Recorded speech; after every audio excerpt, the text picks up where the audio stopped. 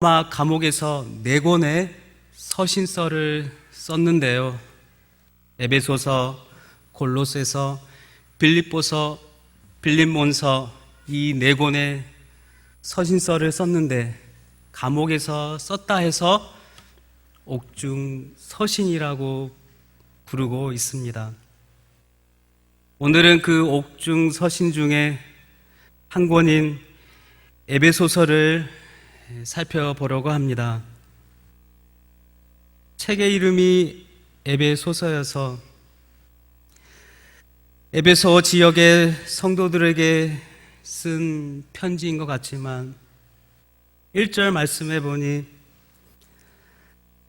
바울은 에베소에 있는 성도들과 그리스도 예수 안에 있는 신실한 자들에게 편지를 썼다고 말씀하고 있습니다.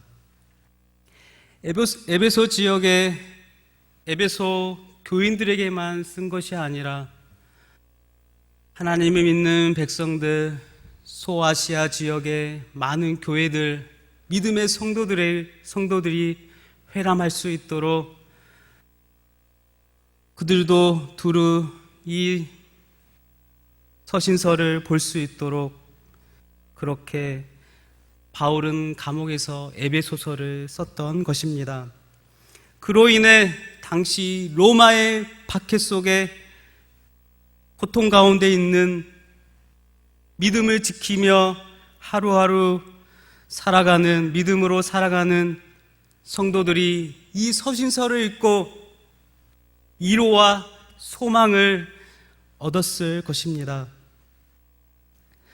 그렇다면 바울은 이 서신서를 통하여 에베소 교회와 소아시아 여러 교회들에게 어떠한 위로와 소망을 주려고 했을까요? 먼저 오늘 읽을 말씀 1절과 2절은 이 서신서의 서론 부분인데 바울이 서신서를 쓸 때 꼭 하는 것이 있었습니다. 그것은 바로 서신의 서론 부분에 서신 전체의 중심이 되는 내용을 먼저 소개하고 편지를 썼다는 것입니다. 그러므로 에베소서에서도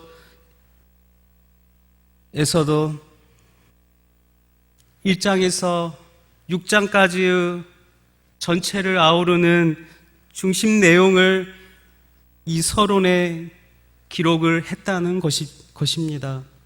그럼 그 중심되는 내용은 무엇인가요? 이 에베소서 이 전체를 아우르는 중심된 내용은 무엇일까요? 오늘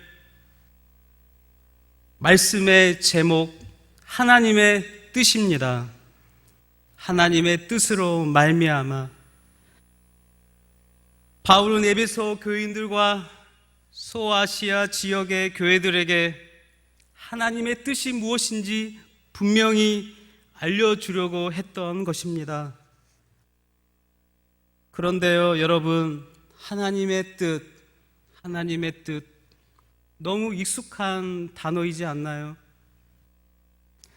우리는 하나님의 뜻을 종종 말하고 종종 들으면서 신앙생활을 하고 있습니다.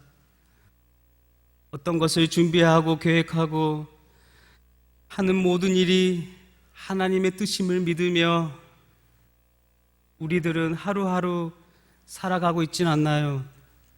예를 들어 학생들이 열심히 공부를 합니다. 그런데 수능을 봤는데 수능을 망치고 원하는 대학에 들어가지 못했어요. 그래서 재수를 그 학생은 했습니다. 그때 주위에서 이런 말을 합니다. 너가 대학에 떨어진 것은 하나님의 뜻이야. 하나님의 뜻이어서 떨어진 것이기 때문에 내년에 다시 준비하자. 그런데 어떤 학생은 원하는 대학에 합격하였습니다. 그때 또 주위에서 말하죠. 너가 대학에 합격한 것은 하나님의 뜻이야. 축하한다. 대학을 대학 합격을 축하한다. 아니, 대학에 떨어져도 하나님의 뜻이고 대학에 합격해도 하나님의 뜻인가요? 어느 청년이 취업을 준비하였습니다. 자신이 원하는 직장에 원서를 내었고 원서를 넣었는데 하나님의 은혜로 합격을 하였습니다. 합격을 하였고 어떤 또 청년은 취업을 준비하여 직장에 원서를 넣었는데 떨어졌습니다. 이것도 하나님의 뜻인가요? 하나님의 은혜로 떨어졌나요? 하나님의 은혜로 합격했고 또 어떤 청년은 하나님의 은혜로 떨어진 것일까요? 떨어져도 하나님의 뜻이고 합격해도 하나님의 뜻이고 뭐가 뭔지 잘 모르겠습니다. 코로나가 온 세상에 창궐 하였습니다. 많은 사람들이 죽었죠. 경제도 어려워졌고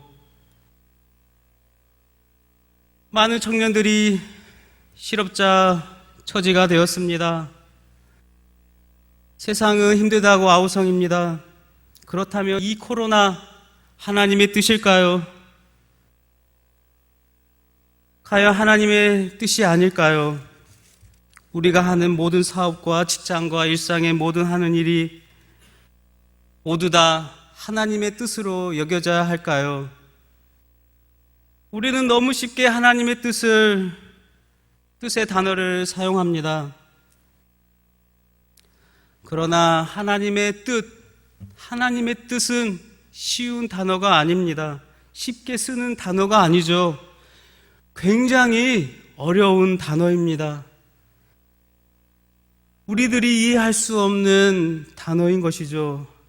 그렇다면 하나님의 뜻은 무엇일까요? 하나님의 뜻을 두 가지로 풀이할 수 있는데요. 첫째로 하나님의 선하신 계획이며 둘째로 하나님의 주권입니다. 하나님의 뜻은 이 두 가지가 하나가 되어 서로 맞물려 통일될 때 그것이 하나님의 뜻이 성립이 되는 것이죠. 하나님의 선하신 계획과 하나님의 주권이 서로 이해되어지고 서로 합의가 되어져서 그 하는 일이 하나님의 뜻이 되는 것입니다. 먼저 그렇다면 하나님의 선하신 계획은 무엇일까요? 하나님의 선하신 계획. 하나님은 이 세상을 아름답게 창조하셨죠. 6일 동안 이 세상을 만드실 때 가장 아름답게 보기에 좋게 선하게 창조를 하셨습니다. 더불어서 우리 인간들 또한 하나님의 형상에 따라 가장 선하게 만드셨죠. 그리고 그 기쁘신 뜻대로 우리를 예정하시고 예수 그리스도로 말미암아 자기의 아들들이 되게 하시고 우리를 구원하셨습니다. 그러므로 이 세상뿐만 아니라 우리들 또한 이 세상의 모든 것은 하나님의 선하신 계획대로 살아가야 하는 것입니다. 그렇다면 하나님께서 우리를 향한 선하신 계획은 무엇일까요? 성경은 생육하고 번성하여 땅에 충만하라고 말씀하고 있습니다. 땅을 정복하고 다스리라고 말씀하고 계시죠. 하나님이 주신 은혜의 영광을 찬송하라고 말씀하고 있습니다. 너는 나를 찬송하기 위해 지은 존재라고 말씀하고 있습니다. 우리가 하는 모든 일에 하나님의 선하신 계획대로 이루어져 가고 있는 것입니다. 먹고 자고 일하고 잠자는 모든 일상생활에 하나님의 선하신 계획이 있어야 하는 것입니다. 그 계획은 어떠한 계획이 되어야 할까요? 의와 진리와 거룩의 삶을 살아가야 하는 것입니다.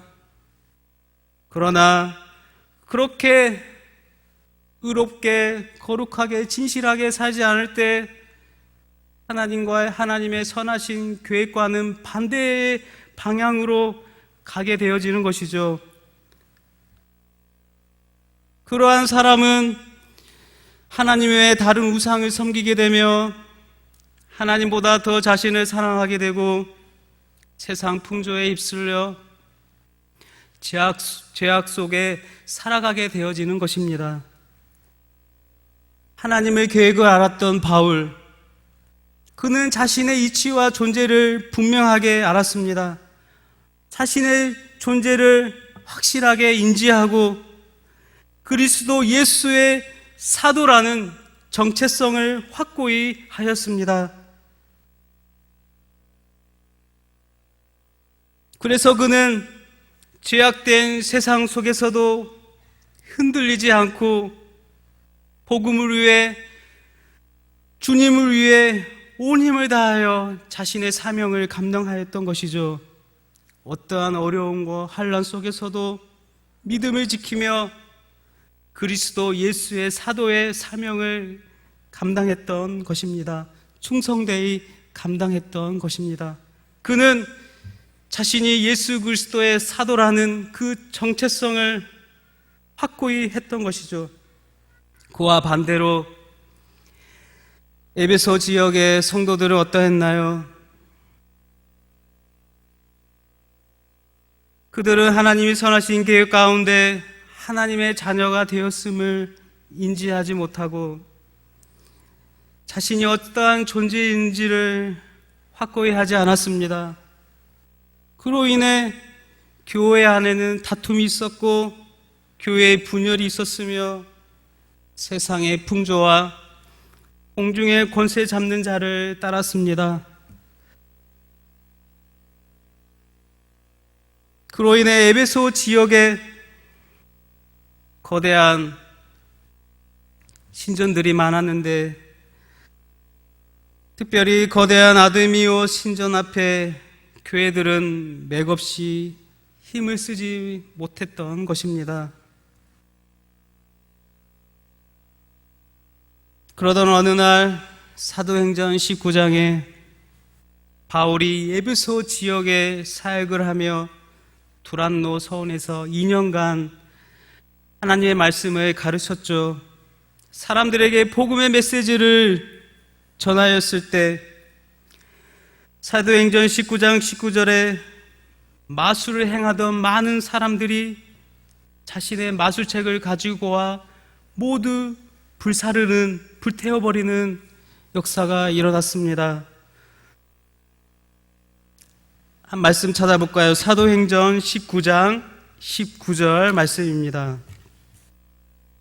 사도행전 19장 19절 말씀.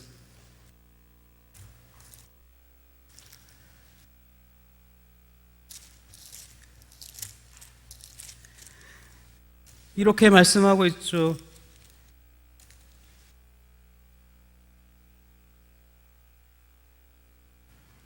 바울이 두란노 서원에서 가르침을 할 때 17절에 보니 에베소에 있는 사는 유대인과 헬라인들이 다 이 일을 알고 두려워하여 주 예수의 이름을 높이고 믿는 사람들이 많이 와서 자복하여 행한 일을 알리며 19절 또 마술을 행하던 많은 사람들이 그 책을 모아 가지고 와서 모든 사람 앞에서 불사르니 그 책값을 계산한 즉 은 5만이나 되더라 라고 말씀하고 있습니다. 모아서 불사른 책이 은 5만 양의 값어치가 있었습니다. 당시 노동자 하루 품삯이 은하 한 양이었다고 하는데 그렇다면 은 5만 양의 값어치는 오늘날로 환산하면 노동자 하루 일당이 10만 원 곱하기 은 5만, 합이 50억이 되는 것입니다. 50억어치의 그런 우상의 마술의 책들을 모조리 가지고 와서 불살랐다는 것이죠. 하나님의 말씀 복음이 에베소 지역에 전해지자 진리를 몰랐던 사람들이 진리를 발견하고 비진리를 버리고 불태우고 복음의 능력으로 우상의 지역이 다시금 거룩한 도시로 변화되었던 것입니다. 그렇다면 요즘의 우리 시대는 어떤가요? 여전히 교회들은 분쟁하고 다툽니다. 우리들이 살고 있는 지역, 이 지역만 봐도 우상들이 너무 많습니다. 바닷가에는 뽕할머니, 산에는 돌탑들이 너무나 많습니다. 동네마다 무속인들이 즐비하죠. 이런 시대 속에 세상의 문화에 휩쓸리지 않고 믿음을 지키며 살기 위해 우리들이 해야 할 일이 우선 무엇이 필요할까요? 바로 바울이 그렇게 확고히 했던 자신의 신앙의 정체성을 확고히 하며 살아가야 한다는 것입니다. 내가 어떠한 존재인지, 내가 하나님의 자녀로서 어떻게 살아가야 하는지, 이 세상 속에 나는 어떻게 믿음을 지키며 살아가야 하는지 확고한 믿음을 가지며 살아가야 한다는 것입니다. 그러므로 믿음의 성도들은 하나님의 자녀로서 의롭게 진리의 말씀과 거룩함으로 살아가야 하는 것입니다. 그렇게 살아갈 때 우리의 삶은 선하신 하나님의 계획 가운데 살아갈 수 있는 것입니다. 또한 그렇게 살아갈 때 세상 앞에 굴복하지 않으며 넘어지지 않으며 포기하지 않으며 믿음의 길을 바르게 걸어갈 수 있는 것입니다. 하지만 만약에 내 자신이 하나님의 자녀라는 사실을 제대로 인지하지 못하고 살아간다면 그는 과연 어떻게 될까요? 세상의 풍조와 사조에 빠져 허우적거리며 그렇게 살아가다 넘어지고 시험 들고 괴로운 인생을 살아가다 주님의 심판대 앞에 서게 될 것입니다. 그러므로 우리 인생의 문제의 해결점은 우리의 정체성을 회복하는 것입니다. 이 어둡고 죄악의 세상 속에 하나님의 자녀로서의 정체성을 가지며 살아갈 때 그는 하나님의 선하신 계획 가운데 살아가는 존재가 될 것입니다. 두 번째로 하나님의 주권입니다. 하나님의 주권은 하나님이 허용하시는 것이죠. 하나님이 통치하시는 것입니다. 하나님이 이미 예정하신 것이죠. 봄이 지나면 여름이 오고 가을이 오고 겨울이 오는 것, 나이가 들면 노화가 되어 늙어지는 것, 그리하여 죽고 흙으로 돌아가는 것, 해가 동쪽에서 떴다 서쪽에 지는 것, 강한 바람이 불어오면 비가 내리는 것을 감지하는 것, 저 하늘에 우주에 떠있는 해와 달과 별들이 질서 있게 돌아가는 것, 이 세상의 모든 것은 하나님이 다스리시는 하나님의 통치 안에, 주권 안에 있다는 것을 이 세상의 모든 것이, 이 자연과 우주가 증명하고 있는 것입니다. 우리 또한 하나님의 주권 가운데 하루하루 살아가고 있죠. 예수님을 오를 때 성령의 인도함을 받고 교회에 나와 예수님을 믿고 구원받은 하나님의 자녀가 되었고, 하루를 살아도 하나님이 주시는 기쁨과 은혜로 살아가는 우리의 모든 일상의 우리의 삶은 모두 하나님의 주권으로부터 시작되는 것입니다. 이렇게 하나님의 선하신 계획과 하나님의 주권이 서로 따로 분리되지 않고 떨어지지 않고 하나로 통일될 때 하나님의 뜻이 이루어지는 것입니다. 우리의 선조 아담의 예를 들여다봐도 아담에게 선악을 알게 하는 나무는 정녕 먹지 말라고 한 것은 하나님의 선하신 계획이요 하나님의 주권이며 하나님의 뜻이 되는 것입니다. 그러나 아담이 그 선악을 알게 하는 나무를 먹었을 때는 그것은 하나님의 뜻이 되지 않는 것입니다. 우리가 공부를 할 때도 공부를 하지 않고 기도하지 않고 주일 성수하지 않고 좋은 대학에 원하는 대학에 들어가려고 한다는 것은 하나님의 선한 계획도 아니요 하나님의 주권도 아닙니다. 그러나 주일을 성수하고 기도하고 공부하여 원하는 대학에 합격할 때는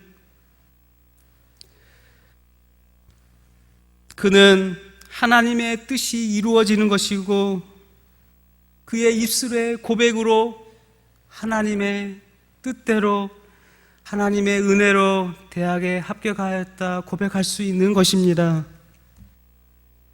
농사일도 마찬가지죠.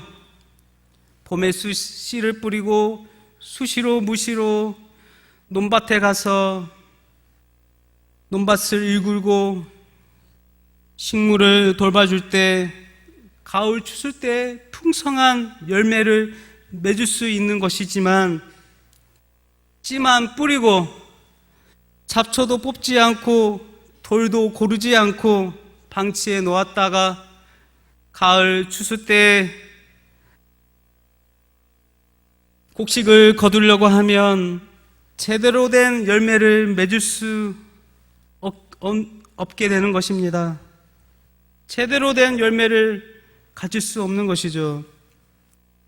마지막으로 6월 29일 국회에서 포괄적 차별금지법이 발의가 되었습니다. 이것 또한 하나님의 뜻일까요? 하나님이 남자와 여자를 구분하여 창조하였는데 성의 구분을 애매모호하게 하여 성을 왜곡하는 이 법안이 과연 하나님의 선하신 계획이며 하나님의 주권에 의한 것일까요? 이것은 인간의 잘못된 성윤리와 타락한 인간의 본성에서 나온 인간의 계획일 뿐인 것입니다. 그러므로 하나님의 뜻을 아무 곳에나 붙여서는 안 됩니다. 그것은 잘못된 것이죠. 아무리 믿는 성도라고 해서 하나님의 뜻입니다라고 섣불리 말을 해서는 안 됩니다. 하나님의 선하신 계획과 하나님의 주권이 맞물렸을 때 그때 그것은 하나님의 뜻입니다라고 말할 수 있는 것입니다. 바울이 에베소 지역과 소아시아 지역의 여러 교회들에게 왜 하나님의 뜻을 강조했을까요? 바로 하나님의 뜻을 위해 살아가는 것이 하나님의 기쁨이 되며 하나님의 이름을 높이는 일이기 때문입니다.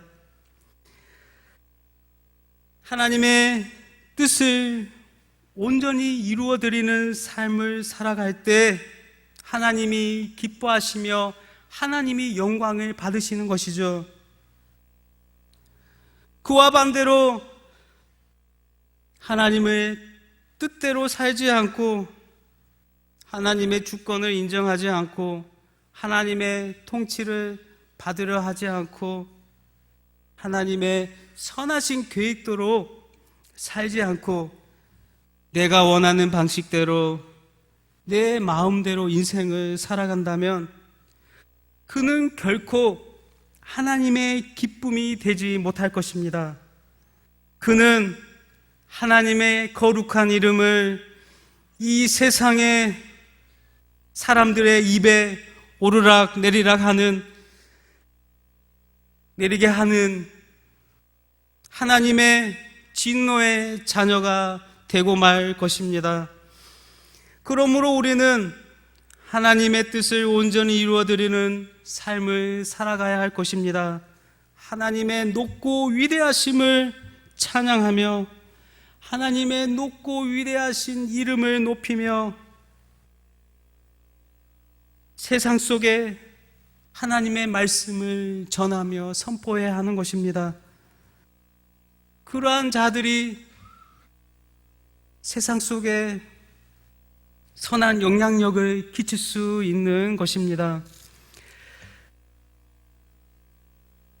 그리하여 오늘 말씀 2절 그렇게 선하신 계획과 하나님의 주권 가운데 살아감으로 하나님의 뜻을 이루어 드리는 자는 하나님 우리 아버지와 주 예수 그리스도로부터 은혜와 평강이 충만하게 임하게 될 것입니다. 그렇게 하나님의 뜻을 온전히 이루어드리며 하나님의 기쁨이 되며 하나님의 영광을 나타내는 저와 믿음의 온 성도님들 다 되시기를 주님의 이름으로 축복합니다.